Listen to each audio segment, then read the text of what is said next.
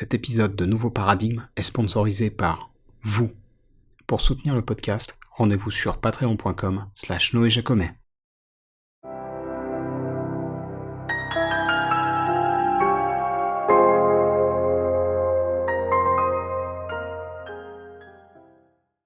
Salut à toutes et à tous, je m'appelle Noé Jacomet et vous écoutez Nouveau Paradigme, le podcast qui explore les problèmes et les courants de pensée qui parcourent notre société, sans tabou et sans préjugés.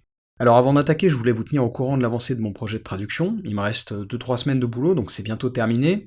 Et en plus, l'auteur a trouvé un éditeur francophone au Canada, mais qui devrait permettre du coup de publier le livre en France.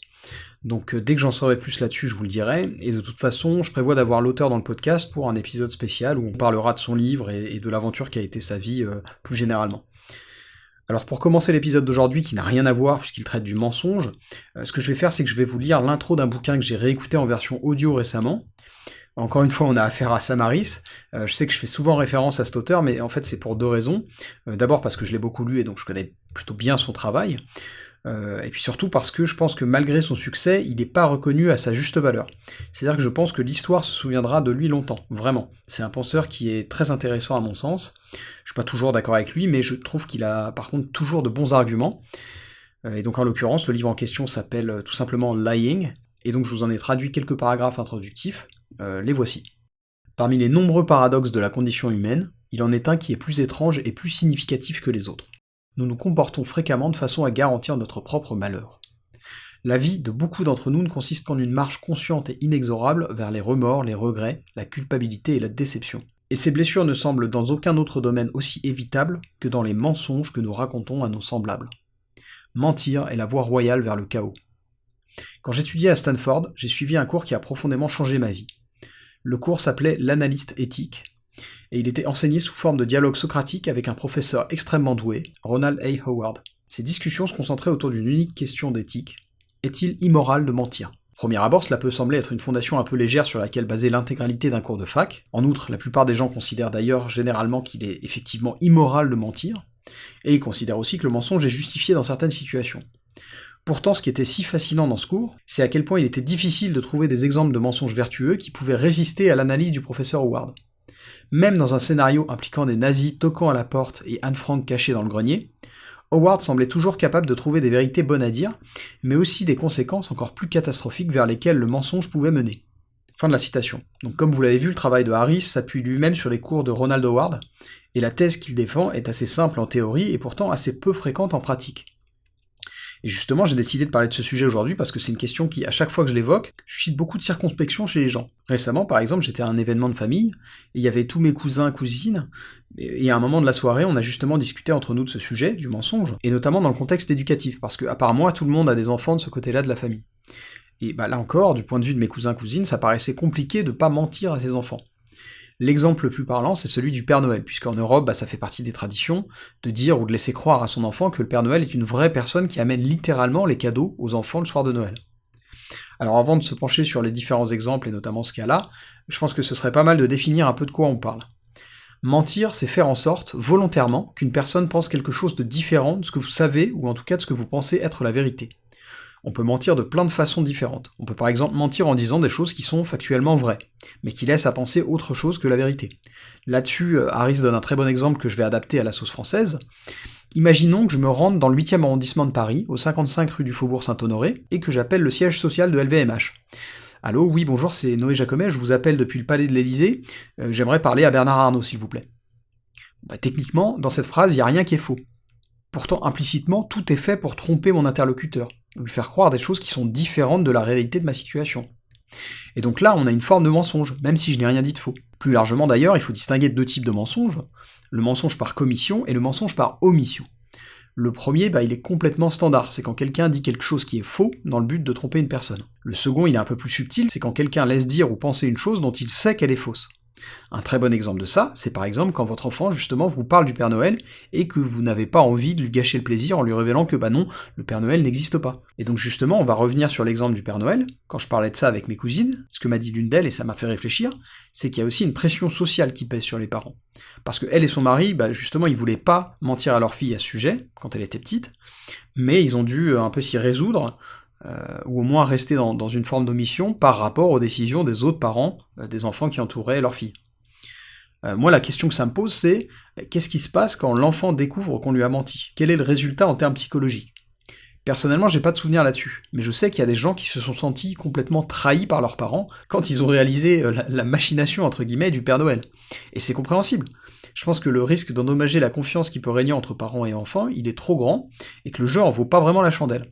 Surtout que dans le cas du Père Noël ou de la petite souris, ça me paraît complètement superflu. Je veux dire, un gosse, ça déborde déjà d'imagination. Il n'y a absolument pas d'intérêt, de mon point de vue, à en remettre une couche avec des fictions qui sont présentées comme véridiques. Et d'ailleurs, on y reviendra, mais j'ai le même problème avec les religions. Alors évidemment, pour moi qui n'ai pas d'enfant, c'est facile d'avoir un avis tranché, puisque finalement je reste que dans la théorie, et j'ai jamais à mettre en pratique quoi que ce soit. Pour autant, il y a des gens qui défendent cette thèse et qui ont des gosses. Ça m'arrive, c'en est un bon exemple justement. Ce qui prouve que donc c'est une théorie, une hypothèse qui est défendable en pratique. Alors, entendons-nous bien, je suis pas du tout en train de dire qu'il faut traiter les enfants comme des adultes et que toute vérité est bonne à leur dire. C'est tout à fait normal qu'on ait mis en place des normes pour protéger les enfants de certaines choses. Le sexe, c'est une activité d'adulte par exemple, et donc tout ce qui a trait de manière explicite au sexe, ça me paraît tout à fait pertinent d'en préserver les enfants.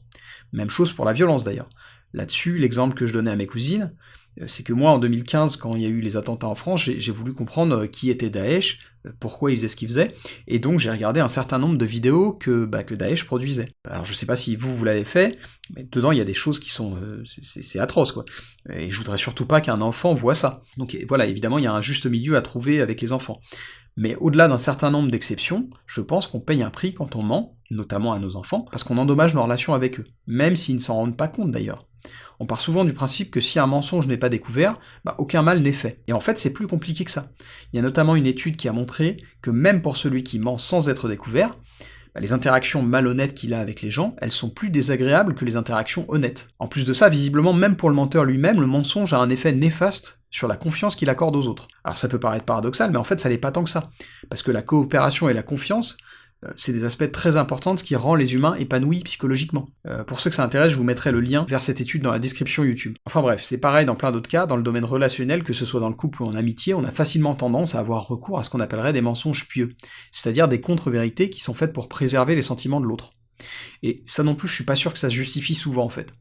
Dans beaucoup de cas, on n'a juste pas le courage d'énoncer une vérité qui dérange, même si en vrai, elle rendrait probablement service à la personne. À titre personnel, je préfère qu'on me fasse un feedback honnête sur mon travail, par exemple, et j'ai plusieurs amis qui sont comme ça. Et ça me va très bien. Ils me disent clairement s'ils aiment pas quelque chose que j'ai produit. Évidemment, ça veut pas dire qu'ils ont toujours raison, parfois il faut savoir persister si vous croyez en ce que vous faites, mais il faut aussi être capable de reconnaître quand on peut mieux faire. Et ce type de retour critique, il est essentiel pour ça. Je pense que les gens qui ont énormément de succès et d'argent, ils manquent cruellement de ça par exemple. Repensez à Bezos en conférence de presse, avant de partir en vol suborbital, qui annonce fièrement aux employés et aux clients d'Amazon, je cite, « C'est vous qui avez payé pour tout ça ». Dans la salle, tout le monde rigole et applaudit. Alors que c'est une formulation de con. Il aurait pu dire la même chose, mais sous une forme beaucoup plus respectueuse. Et personne lui rend service en lui faisant croire qu'il est drôle et charmant, alors qu'il est juste bourrin et antipathique. En plus, les retours critiques constructifs, ils servent un double intérêt. Parce que quand vous avez des amis qui vous disent « je pense que tu peux mieux faire », d'une part, ça vous permet d'effectivement retravailler ce qui est perfectible, mais en plus, quand ils vous font des compliments, vous savez que vous pouvez les prendre au mot, et qu'ils sont 100% sincères. Alors que les mensonges pieux, c'est juste de la flatterie. Bien sûr, il y a des situations où c'est difficile de faire un retour critique, parce que la personne a investi énormément de temps, voire même son identité tout entière dans un projet. Imaginons par exemple qu'un de vos amis veut devenir musicien professionnel, et que sa carrière n'avance pas du tout. Et il y a sûrement plein de gens dans son entourage qui lui disent que peut-être sa persévérance finira par payer. Mais en fait, la vérité est beaucoup plus dure que ça. Sa carrière n'avance pas parce que c'est un très mauvais musicien. Il a pas le sens du rythme, il a pas d'oreille, bref, il est tout simplement pas fait pour ça. Est-ce que vous pensez que dans ce cas-là, ça rend service à votre pote de faire semblant de ne pas voir qu'il n'a pas les qualités pour devenir musicien professionnel? Probablement pas. Et ne pas lui dire la vérité, in fine, ça revient à le traiter comme un enfant, qui serait pas capable d'accepter la réalité. Et en plus, ça lui fait perdre encore plus de temps que ce qu'il a déjà perdu, alors qu'il a sûrement d'autres qualités qu'il pourrait exploiter. Bien sûr, si personne n'a osé lui dire quoi que ce soit, la conversation risque d'être désagréable, y compris pour vous d'ailleurs. Pourtant, on a toujours de bonnes raisons de dire des choses difficiles aux gens qu'on aime, notamment le fait que justement, on les aime. Et ça, c'est une vérité qui vaut le coup d'être dite, même quand le reste de la conversation est plus critique. Voilà donc pour les pieux mensonges. Alors pour la dernière partie de cet épisode, je voulais évoquer un autre aspect du sujet qui a des conséquences drastiques, et c'est celui de ce qu'on pourrait appeler le mensonge institutionnel. Quelle que soit votre position par exemple sur la vaccination contre le Covid, je pense qu'on pourra tous tomber d'accord pour dire que globalement, il y a une érosion assez importante de la confiance des citoyens dans leur gouvernement. En tout cas en Occident. Et même plus que ça, parce qu'en fait, il y a aussi une grande méfiance à l'égard du secteur privé, et même à l'égard du consensus scientifique. Et il y a des raisons tout à fait légitimes de se méfier. Ces raisons, elles ont trait justement au mensonge institutionnel. Quand les figures d'autorité mentent à leur population, ou que le soupçon du mensonge plane, ça a un très mauvais impact sur la confiance accordée aux autorités. Prenez le coût des masques par exemple. Au printemps 2020, on a eu droit à un défilé de porte-parole du gouvernement Macron, qui nous ont annoncé qu'à l'exception des soignants, la population avait globalement pas besoin de masques pour se protéger du Covid. Alors on saura peut-être jamais le fin mot de l'histoire, est-ce qu'ils savaient qu'ils étaient en train de dire de la merde ou pas, mais le fait est que c'était faux. Les masques sont utiles, au moins à l'intérieur des lieux publics. Ça a clairement un intérêt pour vous protéger d'une infection respiratoire qui se transmet comme le Covid. Mon hypothèse personnelle, c'est qu'à ce moment-là de la pandémie, le gouvernement savait qu'il n'avait pas le stock de masques pour que tout le monde y ait accès, et donc ils ont préféré dire ça plutôt que dire la vérité. À savoir ça, qu'ils n'avaient pas assez de masques, et qu'il fallait prioriser les soignants. Et là, on touche au cœur du problème du mensonge. C'est une attitude qui est très court-termiste. Quand un gouvernement ou une personne ment, elle essaye de se tirer d'une situation gênante au plus vite, sans se poser la question des conséquences plus tardives. Et dans plein de cas, c'est un mauvais calcul. Regardez Cahuzac, regardez Fillon, ou bien regardez justement le cas des masques. Si mon hypothèse est juste, vous pensez pas que le gouvernement aurait mieux fait d'assumer? Et en plus, c'est pas nécessairement de leur faute spécifiquement à eux. La production de masques en France, l'une des usines les plus importantes, elle a commencé à être sacrifiée dès 2011, quand elle a été rachetée par un groupe américain. Donc la clique à Macron, ils auraient très bien pu rejeter la faute sur les quinquennats précédents.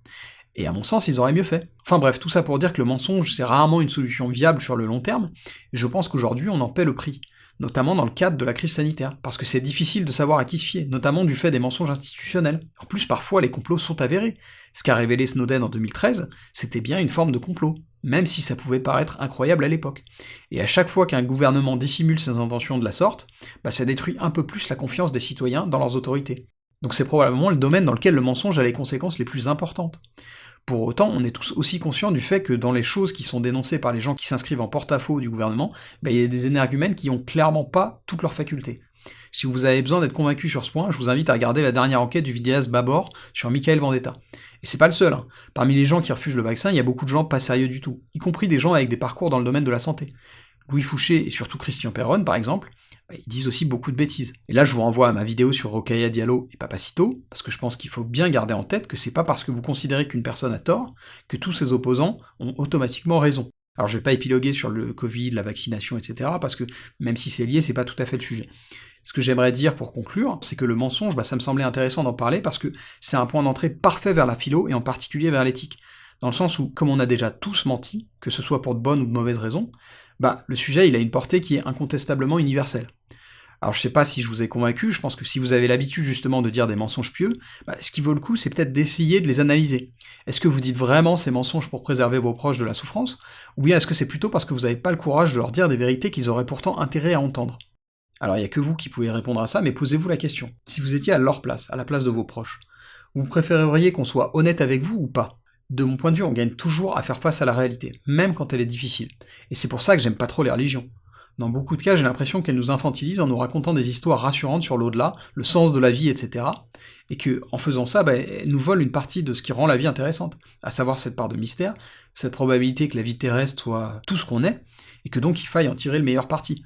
Enfin bref, là encore on effleure un autre sujet sur lequel, comme d'habitude, on aura l'occasion de revenir dans de prochains épisodes de Nouveaux Paradigmes. J'espère que ces réflexions sur la thématique du mensonge vous ont plu. Petit ajout d'ailleurs de dernière minute, je viens d'apprendre que le livre de Sam Harris, donc Lying, existe en VF. Il est publié par les éditions du Cherche Midi sous le titre Mensonge, au pluriel. Donc n'hésitez pas à le lire, ça vaut vraiment le coup. Et en attendant, prenez soin de vous, et à la prochaine dans Nouveaux Paradigmes.